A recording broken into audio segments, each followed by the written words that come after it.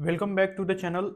Now in this video we are going to study about last endocrine system का जो part होता है।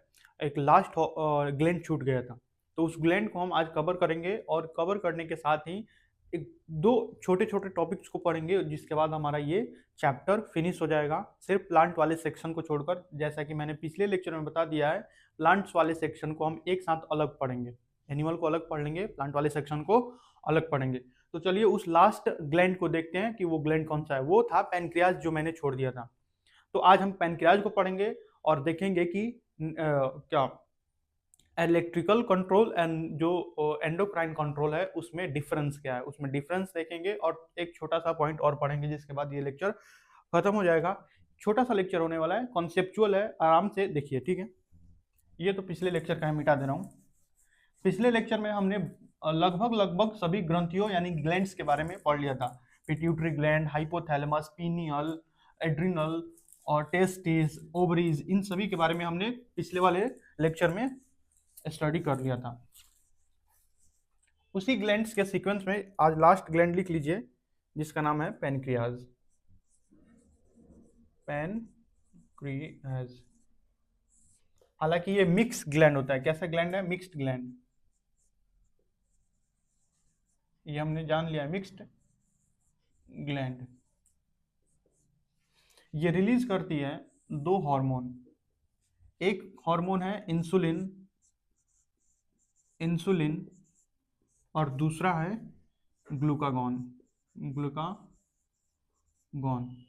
इन दोनों का काम जो है एंटागोनिस्टिक है, यानी कि ये एक दूसरे से उल्टा काम करती हैं। इंसुलिन क्या करता है? मान लीजिए आपके ब्लड में ग्लूकोज ज्यादा हो गया, ग्लूकोज, तो ग्लूकोज अगर ब्लड में ज्यादा है, ब्लड ग्लूकोज हाई है, क्या है? हाई है। तो इंसुलिन आकर इस ग्लूकोज को किस में कन्वर्ट कराएगा? ग्लाइकोजन में, ग्लाइकोजन। ये रहा इंसुलिन का काम। लेकिन ये जो ग्लूकागॉन है, ग्लूकागॉन इसका उल्टा करता है। ये ग्लाइकोजन को कन्वर्ट कराता है ग्लूकोज में, यानी कि ये ब्लड ग्लूकोज को इंक्रीज कराता है। ये ब्लड ग्लूकोज को क्या कराता है? इंक्रीज कराता है। समझ लीजिए, हमारे ब्लड में अगर ग्लूकोज बढ़ रहा है, ब्लड में अगर ग्लूकोज बढ़ रहा है, तो ये सिग्नल देगा किसको? पैनक्रियाज को एक सिग्नल जाएगा कि ब्लड में ग्लूकोज बढ़ रहा है। पैनक्रियाज इंसुलिन को रिलीज करेगी और इंसुलिन इस ग्लूकोज को, हमारे ग्लूकोज को ग्लाइकोजन में क्या कर देगा? ग्लाइकोजन में कन्वर्ट कर देगा। किस में कन्वर्ट कर देगा? ग्लाइकोजन में। और इस ग्लाइकोजन को कहां स्टोर करा देगा? हमारे लीवर में, हमारे लीवर में स्टोर इन लीवर, लीवर यानी कि यकृत। लेकिन मान लीजिए कोई ऐसा दिन होगा जिस दिन आपने भोजन कम खाया या ब्लड में ग्लूकोज कम कम है, ब्लड में ग्लूकोज कम है, आपको कमजोरी महसूस हो रही है। तो ये जो स्टिमुलस है, कमजोरी होना या ब्लड में ग्लूकोज कम होना, ये स्टिमुलस सिग्नल देगा किसको? पैनक्रियाज को। पैनक्रियाज पैनक्रियाज तब क्या रिलीज करेगी?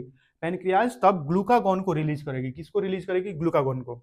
और हम जानते हैं कि हमारे लीवर में ग्लाइकोजन पहले से है, क्योंकि हम पिछले दिन तो खाना खाए थे। अरे आज नहीं खाए हो सकते हैं, पिछले दिन खाए थे, उसके पिछले दिन खाए थे। तो जो भी हम एक्स्ट्रा भोजन खाए हुए हैं उसको ग्लाइकोजन में बदल कर स्टोर्ड किया गया है। कहाँ पे? लीवर के पास। तो ये लीवर में जो स्टोर्ड ग्लाइकोजन है उसको ग्लूकोज में चेंज कराकर कहाँ भेज देगा? ब्लड, ब्लड में। यानी कि ये ग्लाइकोजन को ग्लूकोज में कन्वर्ट कराएगा और इससे क्या मिलेगी? इससे एनर्जी मिलेगी। क्या मिलेगी? एनर्जी, और हमको अच्छा महसूस होने लगेगा। यानी कि पैनक्रियाज दो हार्मोन्स रिलीज करती है, इंसुलिन और glucagon. Both are antagonistic hormone. Antagonistic यानी कि ऐसे हार्मोन जो एक दूसरे के उल्टा काम करते हैं, एक दूसरे के उल्टा काम करते हैं, उनको बोलते हैं एंटागोनिस्टिक होना, एंटागोनिस्टिक। तो आप इस बात को ध्यान रखिएगा। ये जो हमारा लास्ट ग्लैंड है पैनक्रियाज, ये दो हार्मोन रिलीज करती थी, ठीक है। और इसके बाद हम लोग पढ़ने वाले हैं, इसके बाद हम लोग पढ़ने वाले difference between neural control and chemical control. तो तब तब के लिए आप इसको नोट डाउन कीजिए अच्छे से, और ये भी लिख लीजिए, both are antagonistic hormone, both are antagonistic, antagonistic, गोनिस्टिक हार्मोन्स। हार्मोन्स यानी कि देख रहे हैं आप, दोनों का काम उल्टा है। एक दूसरे से उल्टा काम करते हैं। तो इसको नोट डाउन कर लीजिए, तब तक मैं हट जा रहा हूँ। नोट डाउन कर लिया होगा आपने। चलिए अब हम जानने वाले हैं कि डिफरेंस क्या होता है neural control and chemical control में, क्योंकि वो जानना बहुत जरूरी है। अच्छा, हमने पूरा एकदम न्यूरल कंट्रोल को अलग और केमिकल कंट्रोल को एकदम अच्छे से पढ़ लिया है, तब अगर हम उसके बारे में डिफरेंस देखेंगे और हमको अच्छा समझ में आएगा। क्या समझ में आएगा? और ज्यादा अच्छा समझ में आएगा। मिटा दो इधर। चलिए इधर लिखिए फीचर्स।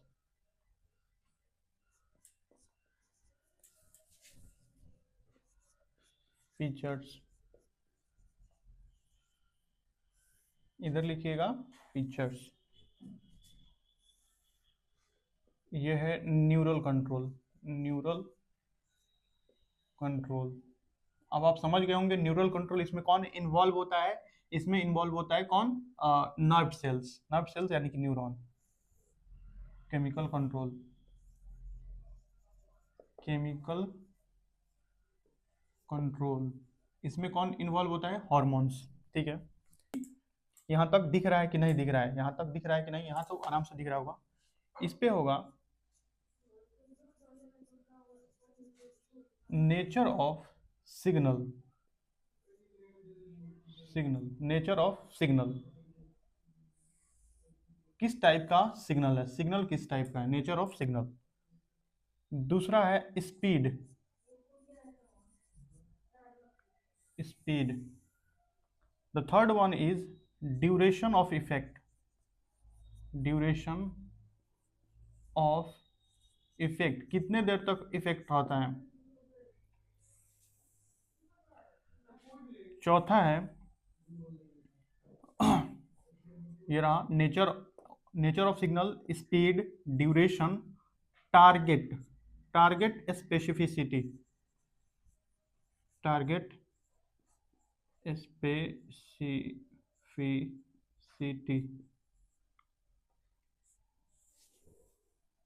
Control type.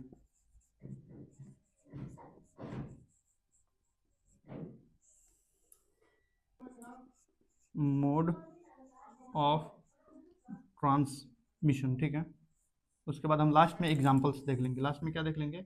एग्जांपल्स। देखिए नेचर ऑफ सिग्नल, तो न्यूरल कंट्रोल में सिग्नल को कौन भेजता है? न्यूरल कंट्रोल में जो सिग्नल होता है वो कैसे जाता है? न्यूरल कंट्रोल में जो सिग्नल होता है वो इलेक्ट्रिकल फॉर्म में जाता है। किस फॉर्म में? इलेक्ट्रिकल फॉर्म में, यानी कि बिजली के रूप में, चेंज इन पोटेंशियल के रूप में जाता है। तो यहां पे जाता है इलेक्ट्रिकल सिग्नल। इलेक्ट्रिकल, कैसा सिग्नल होता है? इलेक्ट्रिकल। और केमिकल कंट्रोल में ये जो सिग्नल है ये किसके द्वारा जाता है? हॉर्मोन्स के द्वारा। किनके द्वारा? हॉर्मोन्स या केमिकल्स के द्वारा। हॉर्मोन्स या केमिकल के द्वारा। और यहाँ पे इलेक्ट्रिकल सिग्नल होता है या न्यूरो ट्रांसमीटर्स होते हैं। Neuro transmitters. ट्रांसमीटर्स। ठीक है। स्पीड, न्यूरल कंट्रोल बहुत ही ज्यादा, बहुत हाई स्पीड से जाता है, मिली सेकेंड में जाता है। मिली सेकेंड। मिली सेकेंड। लेकिन यहाँ पे सेकेंड से कुछ दिन तक, सेकेंड टू डेज। देखिए होता क्या है, जो केमिकल रिलीज होता है वो केमिकल किसी एक समय में, एक सेकेंड में काम नहीं करता है। उस केमिकल को, उस हार्मोन को काम करने में हो सकता है साल भी लग जाए। जैसे अगर ग्रोथ हार्मोन रिलीज हो रहा है तो ग्रोथ हार्मोन ऐसा नहीं है कि मान लीजिए आज डेट है कितना, 17 तारीख, 17 मार्च है। तो अगर किसी बच्चे के अंदर, किसी व्यक्ति के अंदर ग्रोथ हार्मोन आज रिलीज हो रहा है तो ऐसा नहीं होता है कि 17 तारीख को वो पूरा ग्रोथ कर जाएगा, उसके बाद उसके जीवन में कभी ग्रोथ नहीं होगा। ये एक ग्रेजुअल प्रोसेस है। ये इसमें महीने, साल और साल भी लग सकते हैं। कई व्यक्तियों में ये 4 साल 5 साल तक लगातार ग्रोथ होता रहता है। हम लोग जब प्यूबर्टी पे पहुंचते हैं तो 12 साल से लेकर 18-20 साल तक उम्र तक ग्रो करते हैं। ठीक है, तो आप समझ गए होंगे कि जो स्पीड होता है इसमें न्यूरल कंट्रोल में मिली सेकेंड में हो जाता है, लेकिन इसमें जो स्पीड होता है वो सेकेंड से लेकर डेज, ईयर तक लग सकते हैं। Duration of effect, very short duration, बहुत कम समय के लिए होता है। Short duration. शॉर्ट ड्यूरेशन यानी कि मान लीजिए मैं बोलूं अगर मैं अपने दिमाग से इस हाथ को कंट्रोल करूं और बोलूं कि इस हाथ को ऊपर उठाया, कितना देर लगा? बहुत कम। लेकिन अगर कोई हार्मोन रिलीज होता है, जैसे ही अभी वाला ही उदाहरण ले लीजिए, ग्रोथ हार्मोन वाला, तो ग्रोथ हार्मोन का इफेक्ट कितना दिन तक रहेगा? इफेक्ट बहुत ज्यादा देर तक रहेगा इफेक्ट। लेकिन वही न्यूरल कंट्रोल में ये जो इफेक्ट होता है बहुत शॉर्ट ड्यूरेशन के लिए होता है। आंख का झपकना, आंख आप झपका रहे हैं, ऐसे कर रहे हैं, तो ये बहुत शॉर्ट ड्यूरेशन के लिए होता है। चलना, बोलना, दौड़ना, ये बहुत कम समय के लिए होता है। लेकिन केमिकल कंट्रोल में इफेक्ट बहुत लंबे समय तक हो सकता है। तो लॉन्ग ड्यूरेशन, लॉन्ग ड्यूरेशन, इसमें लॉन्ग ड्यूरेशन के लिए होता है। टारगेट स्पेसिफिसिटी, इसमें very specific, very specific target होता है, स्पेसिफिक। इसमें क्या होता है? जनरलाइज टारगेट होता है।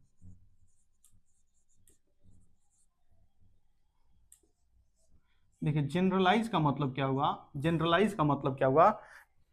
अगर न्यूरल कंट्रोल किसी ऑर्गन तक भेजा जा रहा है तो हमारा जो नर्व है, हमारी जो न्यूरॉन्स है, वो जिस कोशिकाओं, जिस मसल्स से जुड़ी हुई है, वो सिग्नल उन्हीं कोशिकाओं या उन्हीं मसल्स के पास जाएगा। जाएगा या नहीं जाएगा?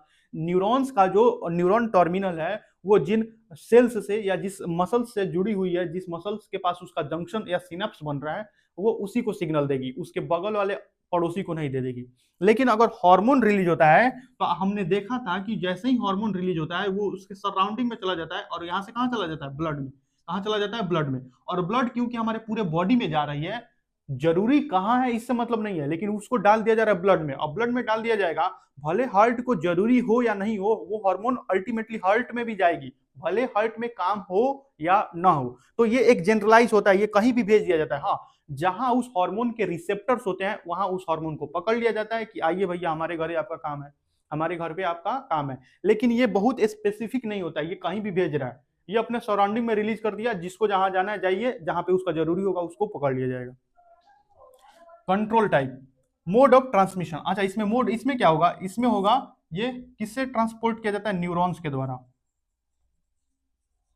न्यूरॉन्स के द्वारा। और इसमें इसमें किससे ट्रांसपोर्ट किया जाता है? ये ब्लड के थ्रू ट्रांसपोर्ट किया जाता है। ब्लड किसके थ्रू ट्रांसपोर्ट किया जाता है? ब्लड के थ्रू ट्रांसपोर्ट किया जाता है। कंट्रोल टाइप, इसमें बहुत ही प्रिसाइज होता है, ये बहुत ही प्रिसाइज, ये बहुत ही प्रिसाइज होता है। आप स्पेलिंग देख लीजिएगा। प्रिसाइज यानी कि अभी भी मैंने समझा दिया है कि कैसे किसी एक जगह पर जाना है तो वहीं पे ही जाएगा। लेकिन इसमें प्रिसाइज, नॉन स्पेसिफिक, इसमें नॉन स्पेसिफिक, कोई स्पेशल जगह नहीं जाएगा, नॉन स्पेसिफिक। बहुत ही प्रिसाइज होता है, क्यों? क्योंकि because of neurons, because of neurons, neurons क्योंकि हैं तो न्यूरॉन्स सिग्नल ले जा रही है, और न्यूरॉन्स का जहां एंडिंग है वहीं पे सिग्नल जाएगा। और इसका कारण क्या होगा? क्योंकि ये ब्लड के थ्रू होकर जा रही है, और ब्लड कहीं भी ले जा रही है उसको, कहीं भी जहां जरूरी है भले वहां पे जा रही है। लेकिन ब्लड तो सभी हमारे बॉडी के सभी ऑर्गन्स तक, सभी सेल्स तक जा रही है, तो वो ब्लड के पीछे पीछे जा रही है। ठीक है, तो आप समझ गए होंगे कि फीचर्स ये, nature of signal, electrical impulse, और इसमें हार्मोन्स। स्पीड ये मिली सेकेंड, बहुत ही हाई स्पीड है, लेकिन इसमें सेकेंड डेज, जैसे ग्रोथ हार्मोन के केस में। ड्यूरेशन ऑफ इफेक्ट बहुत शॉर्ट ड्यूरेशन के लिए होता है, बहुत लंबे ड्यूरेशन के लिए करना कोई जरूरी नहीं है। मान लीजिए इस हाथ को सिग्नल दिया जाए ऊपर करो, अब ये ऐसा ही रह जाए, ऐसा ही रह जाए, इसमें ऐसा ही कॉन्ट्रेक्शन, कॉन्ट्रेक्शन इसका 1 साल तक ऐसे ही कॉन्ट्रेक्शन होते रह जाए, तो आप क्या करेंगे? इसमें इसका कोई काम नहीं है, ये बहुत ज्यादा हार्मफुल हो जाएगा। ठीक है। टारगेट स्पेसिफिसिटी, ये वेरी स्पेसिफिक होता है, यानी कि स्पेशल जगह जाता है, क्योंकि इसके पास न्यूरॉन है, और ये बहुत ही प्रिसाइज होता है। ठीक है, जहां पे जाना होता है वहीं पे जाना है। ये जनरलाइज होता है और नॉन स्पेसिफिक होता है। मोड ऑफ ट्रांसमिशन, ये न्यूरॉन्स के थ्रू जाता है और ये ब्लड के थ्रू जाता है। तो आपने neural control and chemical control में अंतर समझ लिया होगा। अब हम लास्ट एक छोटा सा टॉपिक है जिसमें मैं ये बताऊंगा कि किन ऑर्गन्स में, किन सेंस ऑर्गन में कौन कौन सी रिसेप्टर्स पाई जाती है, उनके बारे में हम पढ़ लेते हैं, क्योंकि वो मैंने छोड़ दिया था कि अंतिम में हम पढ़ेंगे। ठीक है, मिटा दो इसको, ये समझ में आ गया होगा। इसको आप पॉइंट वाइज भी चाहें तो लिख सकते हैं, लेकिन ऐसे डायग्राम के थ्रू लिखेंगे तो इसमें बहुत सारी इंफॉर्मेशन एक साथ लिखी हुई है, इसमें बहुत ज्यादा इंफॉर्मेशन एक साथ लिखी हुई है, आपको आपको पूरा याद नहीं रखना है, आप 2-3 पॉइंट मैं बता देता हूँ, कौन कौन सा पॉइंट आप लिख लीजिएगा, ये आपके लिए इंपॉर्टेंट है। ये है, ये है और ये है, ठीक है। ये जितना भी पॉइंट मैंने स्टार मार्क किया है वो आप ज्यादा अच्छे से रखिएगा। बाकी ये तो न्यूरॉन्स के थ्रू जाती है, ये आपको खुद ही याद हो जाएगा क्योंकि आपने इतना डिटेल में लेक्चर पढ़ लिया है। केमिकल कंट्रोल ये ब्लड के थ्रू जाती है, आपने देख ही लिया था कैसे कोई ग्लैंड्स आपने सिक्रीशन को बाहर सिक्रीट करती थी और ब्लड के थ्रू ही होकर जाती थी। तो ये 4 पॉइंट को आप आराम से याद रख सकते हैं, ठीक है। मिटा दूं, चलिए अब हम देखते हैं different type of receptor present in our different sense organ. Receptors present in different sense organ. अच्छा, एक बात बताइए कि हमारे पास कितने सेंस ऑर्गन होते हैं? ये तो आपको मालूम ही होगा कि हमारे पास कितने सेंस ऑर्गन होते हैं। आंख, नाक, कान, टंग,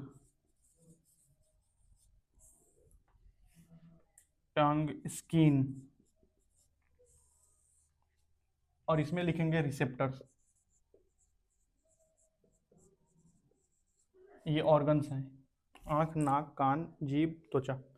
तो हमारे पास कितने सेंस ऑर्गन है? 5 सेंस ऑर्गन है, आंख, नाक, कान, जीभ, त्वचा, ठीक है।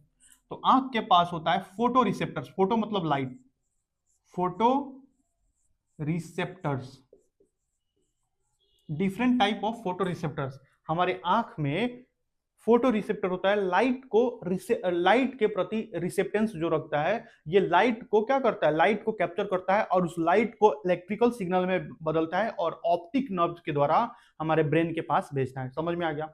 लाइट को किसमें? इलेक्ट्रिकल सिग्नल में कन्वर्ट करता है, उसी को तो रिसेप्टर्स बोलते हैं। रिसेप्टर किसी स्टिमुलाई को क्या करता है? रिसीव करता है और उस स्टिमुलाई को इलेक्ट्रिकल सिग्नल में कन्वर्ट करता है और कन्वर्ट करने के बाद सीएनएस के पास भेजता है। रिसेप्टर बाहर से स्टिमुलाई को क्या करता है? रिसीव करता है। मैंने पूरे डिटेल में पढ़ा रखा है, आप पिछले लेक्चर में जाकर देख सकते हैं। देखिए, नोज, नोज यानी कि नाक, नाक, नाक क्या करता है? ऑल्फेक्शन, ऑल्फैक्टरी रिसेप्टर्स, ऑल्फैक्टरी रिसेप्टर्स यानी कि किसी गंध को ग्रहण करना। ईयर, ईयर के पास होता है मैकेनो रिसेप्टर्स,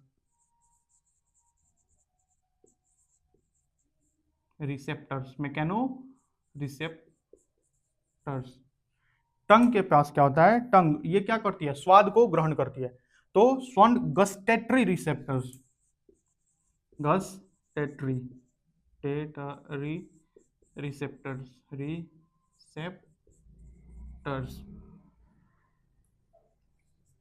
स्किन, स्किन के पास होता है मैकेनो रिसेप्टर्स,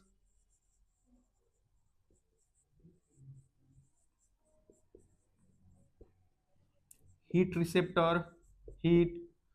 उसके बाद क्या? बहुत सारे रिसेप्टर स्किन के पास होता है,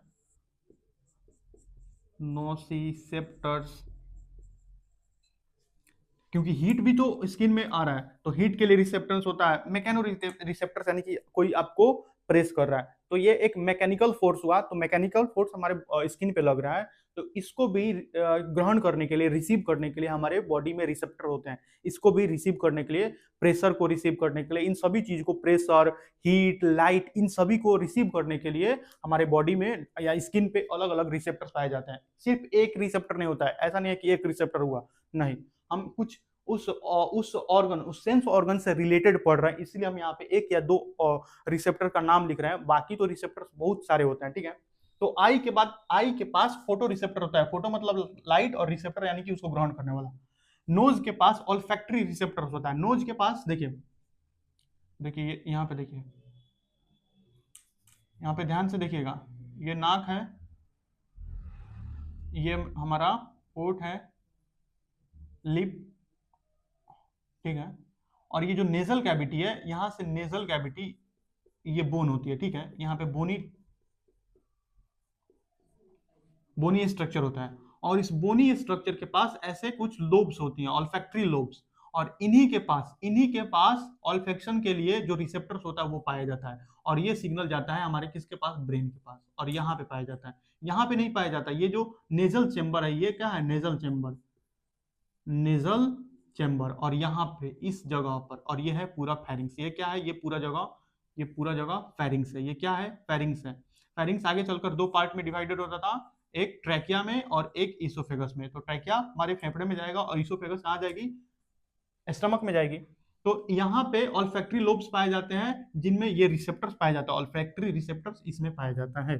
ईयर के पास मैकेनो रिसेप्टर्स होता है, इसका मतलब क्या हुआ, हम किसी आवाज को सुन रहे हैं, तो आवाज क्या है, एक मैकेनिकल वेव है। आवाज को एक जगह से दूसरे जगह जाने के लिए वायु, हवा, एयर ईयर चाहिए। तो जब एयर हमारे कान में जाता है तो एयर ईयर ड्रम पे मारता है, और ईयर ड्रम से एक प्रकार का क्या वाइब्रेशन जनरेट होता है, उस वाइब्रेशन को रिसीव किया जाता है, और उस वाइब्रेशन के थ्रू क्या किया जाता है, इलेक्ट्रिकल सिग्नल भेजा जाता है किसके पास, ब्रेन के पास। तो ये जो भी प्रोसेस है ये एक मैकेनिकल प्रोसेस है, इसलिए इस रिसेप्टर का नाम क्या है, मैकेनो रिसेप्टर्स। कोई कोई लोग इसको फोनो रिसेप्टर भी बोल देते हैं, फोनो यानी कि साउंड, तो वो भी सही है, मैकेनो रिसेप्टर्स या फोनो रिसेप्टर्स।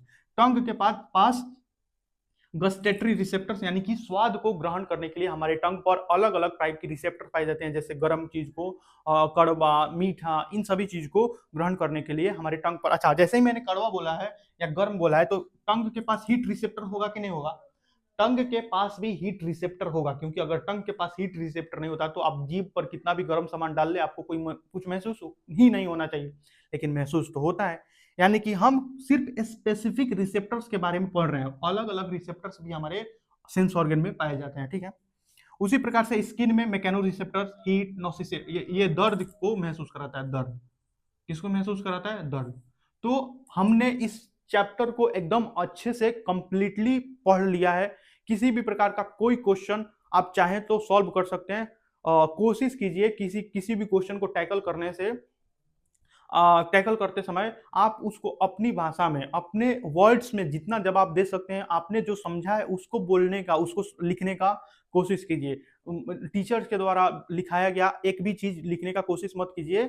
देखिए, लिखना तो वहीं पड़ेगा, लेकिन आप अपनी समझ के अनुसार उसको अपनी भाषा में अपना एक क्या कीजिए, अपना इफर्ट डालिए, ताकि आपका एक कॉन्सेप्ट बिल्डअप हो। अगर आप गलती कर रहे हैं तो टीचर से पूछिए, ये सारी चीजें कीजिए। एकदम कॉपी पेस्ट कोई टीचर क्या दे रहा है, कोई टीचर आपको एकदम आंसर क्वेश्चन को दे रहा है, आप उसको रट ले रहे हैं और लिख दे रहे हैं, ऐसा मत कीजिए। कॉन्सेप्ट समझिए, और कॉन्सेप्ट समझने के बाद क्या कीजिए, क्वेश्चन बनाइए। थैंक यू सो मच, आपने इस वीडियो लेक्चर को देखा, मेरी बातों को इतना देर तक सुना, इसके लिए आपका बहुत बहुत धन्यवाद। पढ़ते रहिए, स्वस्थ रहिए, बाय। ये चैप्टर खत्म हो गया।